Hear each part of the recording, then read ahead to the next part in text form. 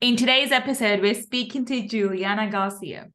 Juliana is a CEO and Colombian immigrant to the USA. She has built a 2.5 million business in 2 years, helping coaches to clarify the message, get fully booked, and charge premium prices.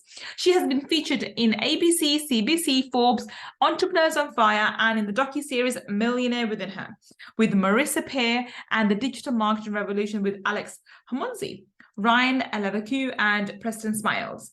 Juliana is on a mission to help 1 million coaches articulate their value and charge a premium. Let's speak to Juliana and find out how she changed her life by changing her mindset. Let's find out.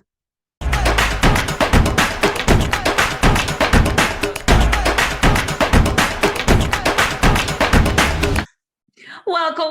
This is GullKhan, your money mindset expert. And today we have the pleasure and the honor to be with the beautiful Juliana Garcia. Welcome, Juliana. Oh my God, so happy to be here. Thank you so much for coming, Juliana. Juliana, everyone's heard how fabulous you are from the intro, but please, in your own words, tell everybody what it is that you do. Absolutely. So my name is Juliana Garcia, and what I do is I help coaches clarify their message so they can attract premium clients. Wonderful. And so, Julian, talk us through, we were talking off camera, you're telling us that you have a fabulous story where how you came to be, know about your money story and how you overcame it. So talk us through, what happened for you? Yeah. So you guys maybe can hear me, or some of you can see me, but I am not from America. I did not grow up here. I did not speak English when I was little. I was born in Colombia, in a third world country in South America. And I didn't have the most delicious relationship when it came to money, because where I grew up, I had a lot of limiting beliefs from my mom. My mom was an entrepreneur. She had her own dental clinics, but the belief that I noticed that as I got older and older, I picked up from her was that money is hard to make. It's hard to make money. You have to work really hard. That money is unsteady, that it's not reliable. Like sometimes it comes, sometimes it goes. And so, and my mom never really paid me to do chores. I don't know, for some kids, like their parents kind of pay them to do chores and they have an allowance. Like money was always kind of withheld from me. So I felt like money was not something that I had. It was there. We never, it's not like we were in poverty or anything, but it was this kind of hard thing that I had to kind of like beg for, like, Mom, can I please have this much money? Can I please have? It was just a really interesting, like it was hard to get for some reason, money. So I was I taught myself how to speak English when I was 8 by watching Backstreet Boys, MTV, VH1, and translating every song. So by the time that I was about 11 or 12, I was already bilingual just from watching TV. Wow. And I just remember being in my room when I was a little girl, just thinking, I want to live in the US. Like, what would that look like? I want to live in the hills of California, because there was this show, I don't know if you remember The Hills on MTV. Some people might know it, like the Laguna Beach and the hills. And I just wanted to like be one of those girls, like a reality TV. And I just remember thinking, I really want that life, but I was in a third world country. Like it doesn't, So as I grew older, I remember just feeling how much I wanted to just do my own thing, but I kept thinking, I don't know how money works. Like, people pay you for what? Like, how does it work? How do I get money to me? And I felt like it was just my parents that I had to beg for money to pay for school, to pay for things. So I would never believed in my own ability to be a creator of money. Right? I feel like I had to ask for it, for somebody, a parent, somebody, or the government, like, please, I'll fill out these forms, give me money. But it was not like I have intrinsic value to give, to offer, and I offer value to the world, therefore the value comes back to me in money. That was not a belief that I was installed in me until recently, until like the last 6 years of my life. And so I spent my whole life struggling with money, right? Like losing, like saving a lot of money, but then getting myself into situations where like I crashed my best friend's car when I was like 19 in Australia, and I had to give all my savings to pay off for her car. So I had money, but I was hoarding it because I was afraid to let it go. And then something would happen where I had to like pay all of it. So it was an interesting experience. And then when I first began, I moved to Australia by myself when I was 17 alone. And, you know, I wanted to kind of build my own life there. I didn't know anyone. I didn't know anything. And then I got there and the accent is so different from the, like, from American English. So it was basically like learning a whole new language. And so I, you know, I worked there and had a job, again, saved, basically paid it all to my friend that I crashed her car. And so it was interesting because I just knew that I didn't really, I felt like I wanted to be an entrepreneur, but I didn't know how. I was like, entrepreneurs make their own money. They have limitless possibilities. I just don't know how. So I went to university to study marketing and entrepreneurial kind of stuff. But it wasn't, you know, you're in university, you don't learn anything about entrepreneur. It's all outdated anyway. So I did end up finding an article on a newspaper that would teach you how to create a software company without any skills, without any funding, and without any coding skills, without any funding, and without any idea. So I was like, all right, that maybe, and they promised you that they would teach you how to start your first business. So I did it. And I became one of the success stories. And they invited me to come to America to give a speech about my story, to do a talk about how I did it. And when I came to America, I realized the mentality that is so different here, living compared to Australia and maybe in the UK and Europe is very different from America. Americans they don't care about being modest. They just own their stuff. They're like, I'm good. I'm here to innovate and you can do it too. And I can do it too. We all get to do it together. Whereas in Australia, the mentality is kind of like something called tall poppy syndrome, that if you stand out too much, if you're trying to be too different, that doesn't go, right? Has that happened to you? Yeah, that's in the UK as well. Yeah. And same in Europe. I have clients in Ireland. I have clients in so many different places where it's like, you know, my job as a coach is to help them elevate their marketing, elevate their message, own their gifts, and own their voices, and articulate it in a powerful way. And there's so much conditioning from the world, like, no, don't be a little bit more modest. Don't own the camera too much. And when I came to America, it was the first time in my life when I felt accepted for who I am, or that I felt celebrated because I wanted big things, that I felt like people also wanted big things for themselves, and that we could all do it together. Like there was space for everybody. So I was like, I am staying here. I'm not going to go back to Australia. So I literally left my car, my clothes, my furniture, and I never went back to Australia. I was here just for the trip for like a month, and I just left all my belongings there. Really? Yeah, everything. But why didn't you go back and sell everything and plan to move here? Because at the time I didn't have money to go back and come back. I was like, I'm here. I can't, you know, it's $4,000 to get a ticket all the way back here. Where am I going to get that money from? Like, no. So it to me felt like a waste of time. I'm like, I'm done with that chapter. And I think this is one of the things that has served me the most. Once I know, and it makes no sense to most people to do what I do, but I do it. And it's like, I follow my heart. My heart was ready to be here. My heart was ready to continue the journey of being here. That like the material stuff, I knew I could start all over again, right? Clothes. I mean, sure, I had just been to the UK, and the UK is so cheap when it comes to clothes. It's so great. I bought all these clothes. I had just so much, but I was like, no, my heart's calling me to be here. And so I left everything. A friend helped me sell my car eventually, so I got some money from that, but I left everything behind to start a new life as an entrepreneur. And here in America. So I've got a question for you. So this is, you've just glazed over it. This is not a small thing. You just stayed. You just stayed. What do you do for visa? What do you do for income? Where did you stay? I mean, you just stayed, but where did you stay exactly? You know, I hear you. It's a whole thing. Well, if you want the details, I'll tell you the details.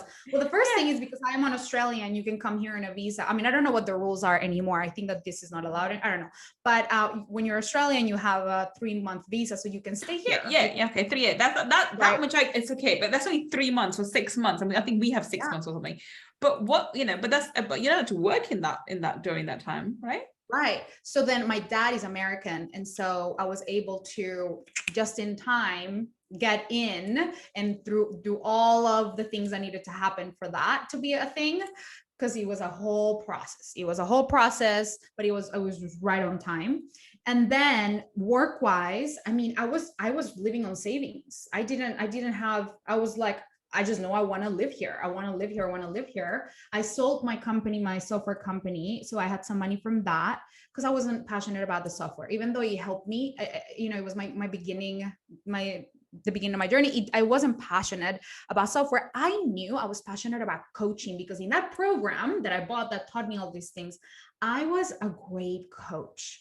I coached everybody. Everybody just wanted my coaching. I just kind of awakened my coach in me, But I remember that my mentor said, don't become a coach because coaches don't make money. Oh, okay. Back in 2014. And that, everything he said, I would just be like, okay.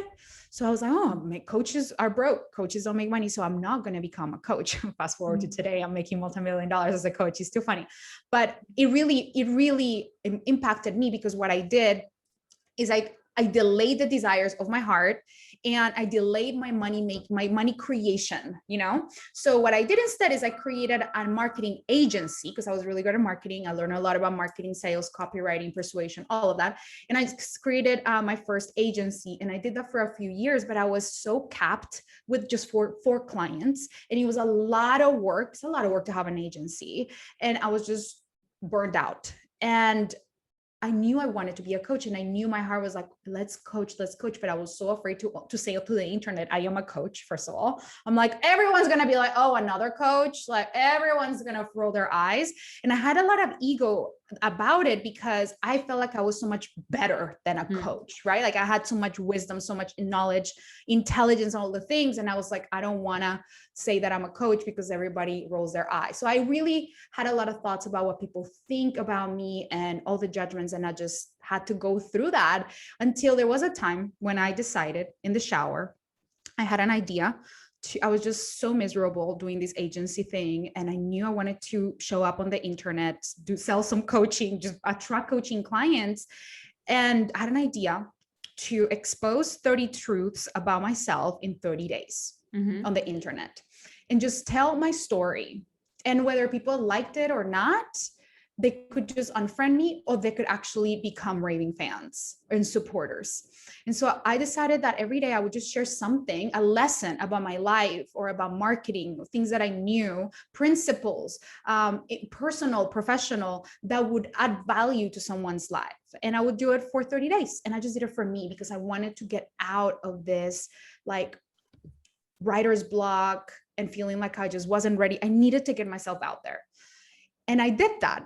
And for the first time in my life, I attracted clients without ads, doing it all organically. And I felt like the most self-expressed version of myself. I felt in alignment. I felt like, oh my God, I stood up for my desires. It doesn't matter that some coaches don't make money, but what if I can't? What if it's meant for me to make money? What if I have value to give? Like, what if it could be different for me? And that thought really, like, what if this could work? What if this could work? What if I am worthy of doing it? What if I have that just kept me going. And long story, continued sharing value, continue adding value into coaches' lives. And I started helping people with their content. That was my beginning, helping them with their content.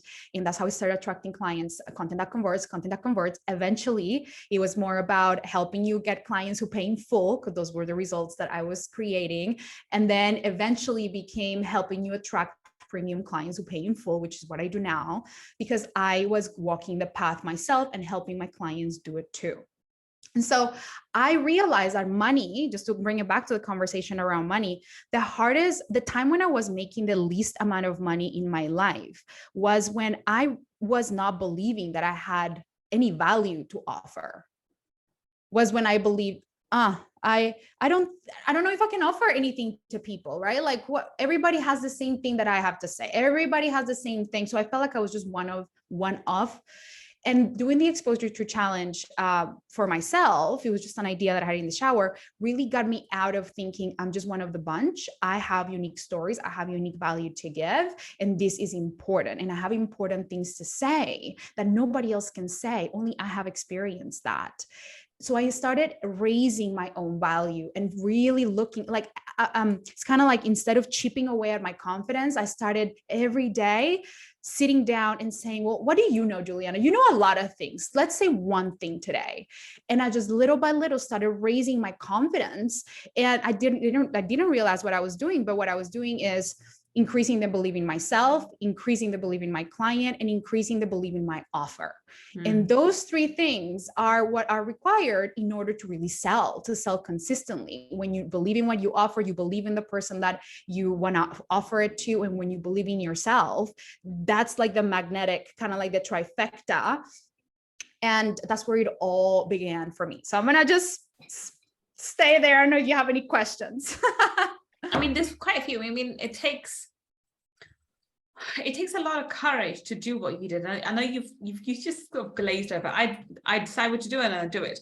But surely there has to be concerns, inhibitions, doubts that come to your mind when you make such a big step. So when you moved to Australia, how old were you when you moved to Australia, and how old were you when you moved to USA? I was 17. I had just finished high school and I moved to Australia at the age of 17. And the interesting thing is that, it seems like a crazy thing. I mean, it's a crazy thing. Yeah, 17, you're moving to Australia. By yourself. Yeah. But I think that I have this thing in me that I just have an inkling. I have I'm connected to what I desire. And so if I know that's my next thing, nothing is more important than that. Like, yes, there could be a lot of things that could go wrong, but it's like my brain focuses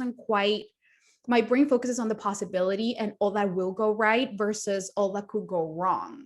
And I think that's what makes me the entrepreneur that I am. And when I work with my clients, they come to me and they're like, I feel like I have this weakness in my message, or I feel like this is, they feel inadequate in so many ways. And my brain does this thing where it just flips it into a strength. And they're like, oh my God, that's so true. I'm also that. I'm like, yeah, that's why it makes you the best coach for them. So I think it's this like innate ability to look at what is possible and move towards what I desire and fully surrender to, I don't know how it's going to look, but I just know that I'm going to be safe. I know that I'm going to land where I want because my heart's guiding me. And so of course I had a lot of doubts, but I never doubted that it was the right move. My mom was really scared. My dad was really scared. They all were very scared. I was just like, no, I know that this is for me. I know that this is for me. But that was my next question. How did your parents allow you at the age of 17 to move by yourself? Not just like, if my daughter wants to move to Europe, I'll have a heart attack. You moved from Colombia all the way to Australia. I mean, that's like half a whole day's journey. How did that happen? And did you go to family members, or how did you even go? No, I packed on my bags, all my shoes and all my cute clothes, and I just left. I mean, they took me to the airport. Of course, my mom didn't even want me to get my visa because she didn't want me to leave. She didn't want me to, we had, me and my mom had an interesting relationship. Like we're very similar, but we didn't really get along. And my parents got divorced when I was 16 or 15. And so I knew that my stepdad leaving the house was not going to be cute for me and my mom to live together. Like we were not going to get along because he was the glue of the family. And so I always tell people I moved because I wanted a bigger future, which is true, but really I just wanted to get away from the relationship that I had with my mom. I just didn't think that we could live together. And she, of course, was scared of me leaving, and she did not support me at all. I had to work very hard to get that visa, to pay for it. I mean, in Colombia, you don't work when you're like underage. Like that's just not a thing. In America, it's normal, but like you don't do that. I was working 14-hour days to pay for the visa. I was doing everything because I knew my heart was like, yeah, let's go. This is where we're meant to be. So it was a lot of work, but I trusted myself. And now I have a great relationship with my mom, because we're not always in each other's spaces. And it was great. Like once I moved out, everything was better. But at the time, both her and my stepdad and my dad were not available. They didn't want me to go anywhere other than like stay at home. And so I had to really fight for that. I'm still getting my head around this young kid, because when I say, because I'm a mother, and my daughter is 15. So like this child who's 2 years older than my daughter, moving across the, literally across the world. Did you go to someone? Did you have family? That's my question. I mean, how? No, If so, no. where did you go, and how did you figure out There's where a thing. There's a thing called a homestay, and so families that live in the city where you go basically host you as a child, and you live with them, and so they kind of like show you around. You basically become part of their family. But I went into a homestay of this single mom with a 17-year-old boy, and the 17-year-old boy fell in love with me, and their mom did not like me, so she kicked me out 7 days later. Oh. And I had no home after that. So I was going to school. And on the first days, for 7 days of school, it was 2 weeks, I think. She kicked me out like 2 weeks after I arrived. And so I was like at school asking like my new classmates, do you guys know, can I stay with you? And luckily I made friends with a girl who had a very big house and who was very wealthy. And she's like, yeah, sure, just come and stay at my place. And I ended up staying with her for about 2 months. And then after that, I got myself like found a roommate, and I probably lived in like 11 different places just in those 2 years. Cause it was just like kids, 19-year-old, you know what I mean? It's just so random. But you went to study there. You were studying there. Yeah. I was studying marketing. So I went to school there to study marketing. That's why I've been in marketing ever since I was little. So wow. Yeah. I mean, how does because that builds really solid foundations, and that builds a very strong mindset, a sense of belief in yourself. I can do this, and I can do it on my own. And I made this decision. Now I have the gumption to stick to it. It takes a lot of courage, even for people in their 20s and 30s, let alone for a teenager to say, I'm doing this, I'm doing it, I've done it, that's it, it's mine. But it's how has that helped you in your business? Let me ask you that. Yeah.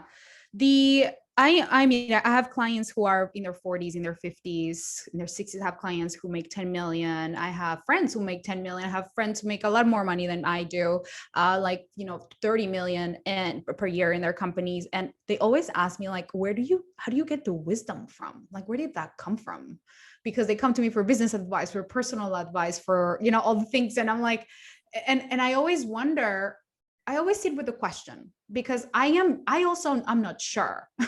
But if I were to say, I think it came from all the hardship that I went through, all the hardship of having to have my own back when I had nothing, when I had nobody. I did not have mom to go to. Mom was on the other side of the world.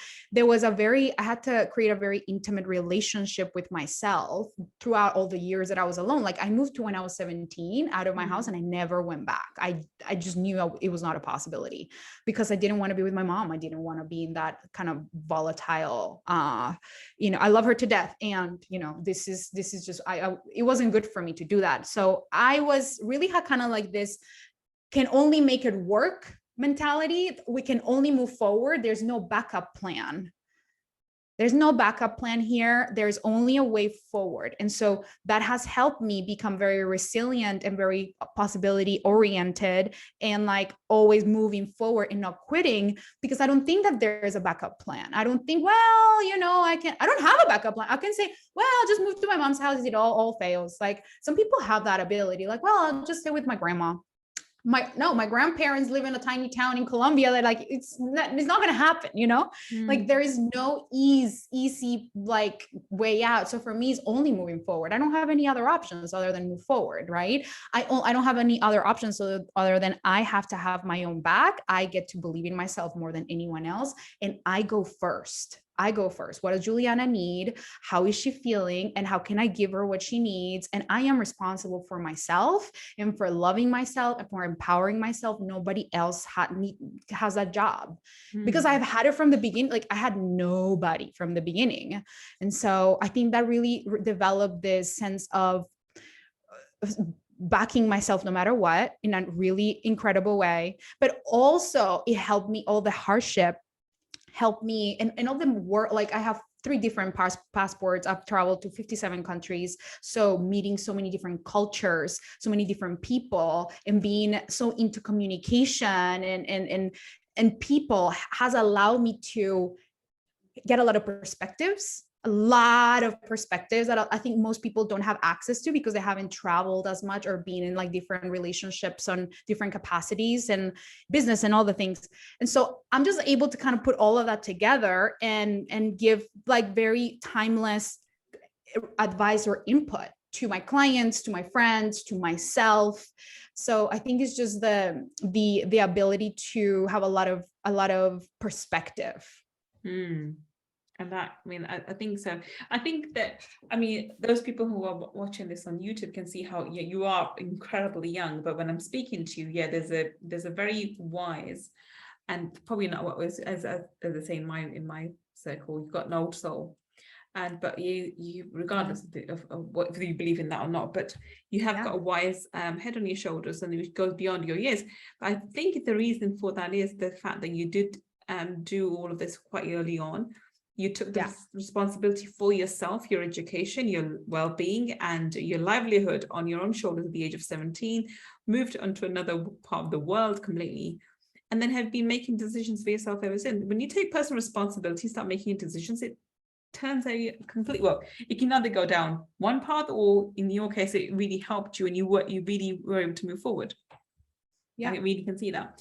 Well, on that note, we're going to wrap this up. Any parting comments for somebody who's thinking, it's okay for you, but you did it then, you're young and foolish, as they can say, you're young and foolish, but it worked out for you.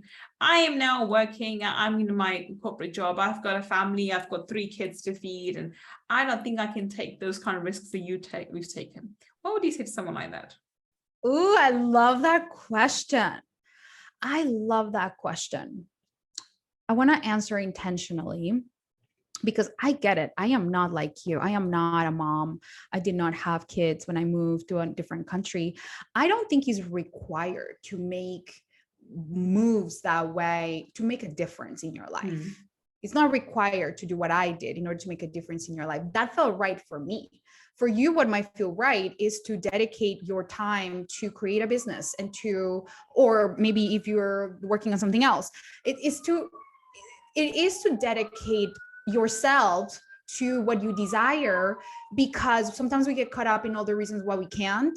That's how most people operate. All the reasons why, like, oh, it's not the right time. It's not, oh, it's too much, whatever. And I had many reasons. I mean, I had many, many, many reasons.